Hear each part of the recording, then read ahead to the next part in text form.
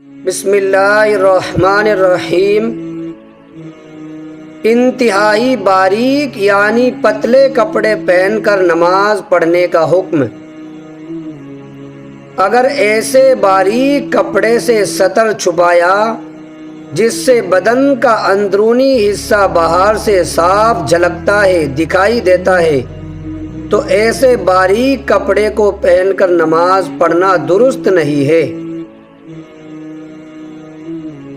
نماز میں باریک دوپٹے کا استعمال کرنے کا حکم۔ عورت کا ایسا باریک دوپٹہ پہن کر نماز پڑھنا درست نہیں جس سے بال صاف نظر آتے ہوں۔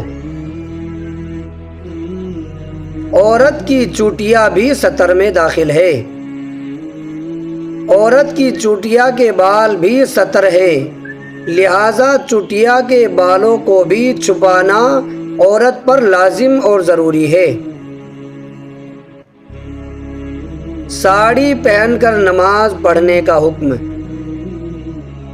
اگر ساڑی مکمل ساتر بلاؤز کے ساتھ پہنی کہ اعضائے مستورہ کا کوئی حصہ کھلا ہوا نہیں رہا تو ایسی ساڑی پہن کر نماز درست ہو جائے گی، لیکن جن علاقوں میں ساڑی غیر مسلموں کا خاص لباس شمار ہوتا ہے، جیسا کہ مغربی اتر پردیش کا علاقہ، تو یہاں کی مسلمان عورتوں کے لیے ساڑی کا استعمال تشبیہ کی وجہ سے مطلقاً ناجائز ہے۔ دھوتی باندھ کر نماز پڑھنے کا حکم۔ اگر دھوتی اس طرح باندھی کہ اعضائے مستورہ میں سے کوئی عضو چوتھائی سے زیادہ کھلا رہ گیا، جیسا کہ غیر مسلموں کا طریقہ ہے کہ اکثر ان کی دھوتی میں رانیں کھلی رہتی ہیں، تو ایسی دھوتی پہن کر نماز درست نہیں ہوگی۔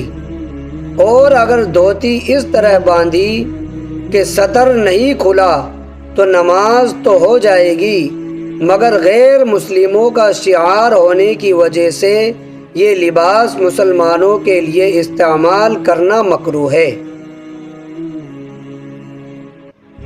ننگے سر نماز پڑھنے کا حکم۔